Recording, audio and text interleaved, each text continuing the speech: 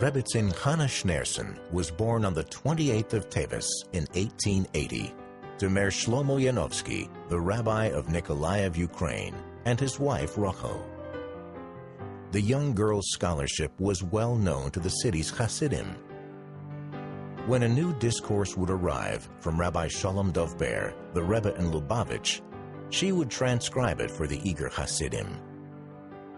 At his suggestion, in 1900, she married his devoted Chassid, Rabbi Levi Yitzchak, a great-grandson of the third Rebbe and already a renowned scholar and Kabbalist.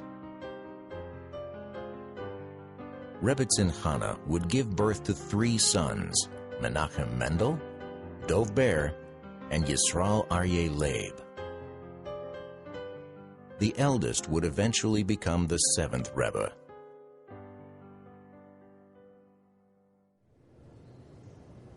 In 1909, when she was 29 years old, her husband became rabbi of Yekaterinoslav, Ukraine, a position he would hold until the end of his life. Fluent in several languages, she was partner to her husband as he led the Jews of their city, her home becoming the hub of the community. She counseled on matters personal, academic, and spiritual. This was the house where ladies would congregate and talk and discuss things about poor colors, which means about somebody's pregnant and would like to have a bris, or somebody would, with a miracle, want to have a bar mitzvah. But this was absolutely 150% forbidden.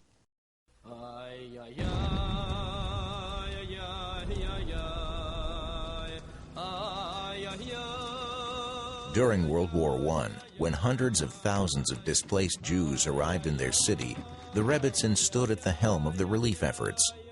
Und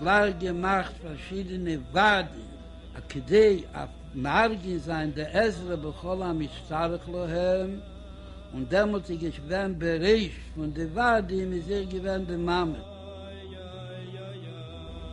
Und damals gesehen hat Dwarf Pellet, als ich käme und gesehen der Linie von Haisaskus, der Meres Achi Godel, und sei bei Jem und sei bei Lailo, hat gedekach, als viele, als Sokre, gewinn nicht in Huis, nur in Cheder, wie kann jetzt über sie, was das auf sehr viel gewinn billig, als Nechka geworden, bechol Meshach Yemei Achai. The rise of communism brought with it strict anti-religious rules. Despite becoming a constant target of the secret police, who were set on sowing fear, she stood behind her husband as he defied the threats, fiercely proclaiming the Soviet Constitution's assurance to personal religious freedom. In 1926, she traveled to Leningrad to meet with the previous Rebbe about the match between his middle daughter and her eldest son. But when the wedding finally took place 2 years later in Warsaw, Poland, the Soviet government refused Rébetzn Jana and Rabbi Levi Yitzchak permission to attend, forcing them to mark the event in their home. Дети так танцевали. Реб Левик с нами, и его жена, и взрослые, кто привел нас туда, вдруг все пустились в пляс, все танцевали.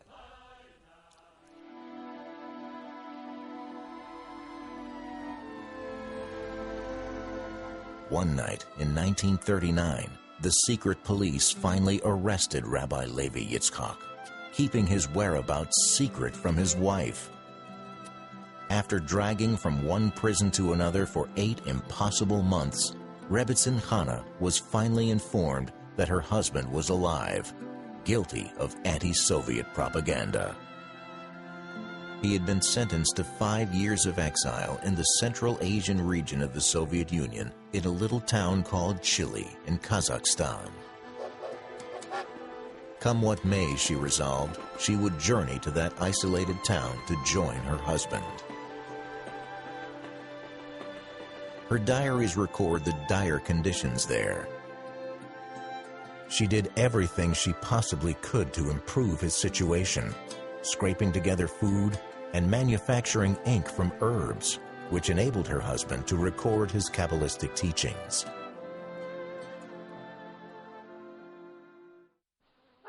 In 1944, after 5 terrible years, Rabbi Levi Yitzchak's sentence was completed. Stranded in the region by the World War which was raging around them, the couple reached the nearby city of Alma-Ata. A few months later, on the 20th of Av, 1944, her husband passed away there.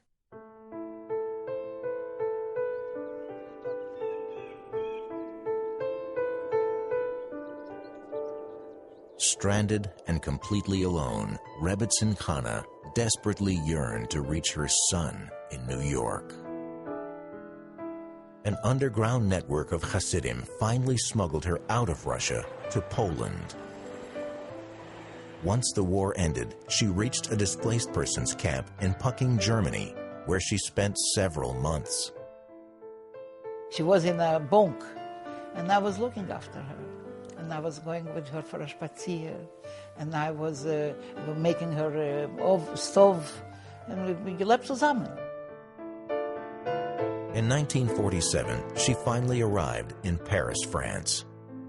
Her son immediately set out to greet her there. After 19 years of painful separation, mother and son were finally reunited. Und wie der Rebbe ist angekommen, ist gleich hereingegangen in dem Cheder, wie der Mama gesessen, und geblieben sitzen dort am Mescher Manema. Hat man gesehen, wie der Rebbe kämpft gegen Tränen und hat geweint.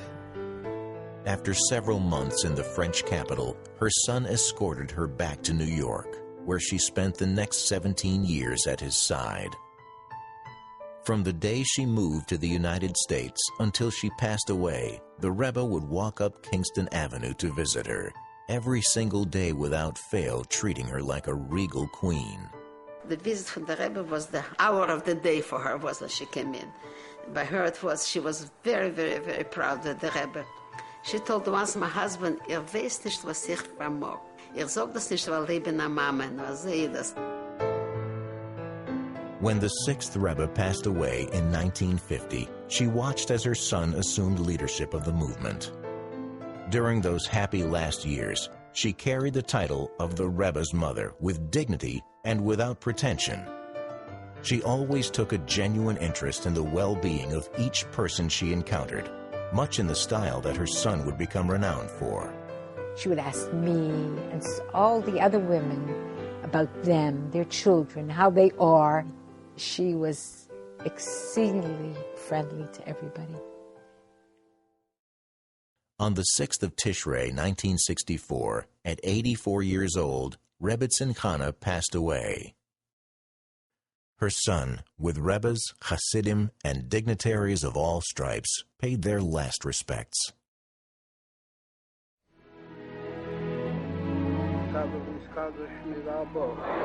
After her passing, the Rebbe undertook a series of new initiatives in her memory, most notably introducing a new method to the study of Rashi, the Torah's foremost commentary.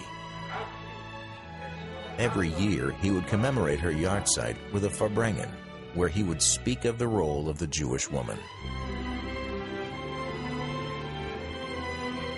Numerous institutions to benefit Jewish women and girls were built in her memory. Here is the testimony of several of those who knew and observed Rébetzn Jana up close, collected as part of the My Encounter with the Rebbe project.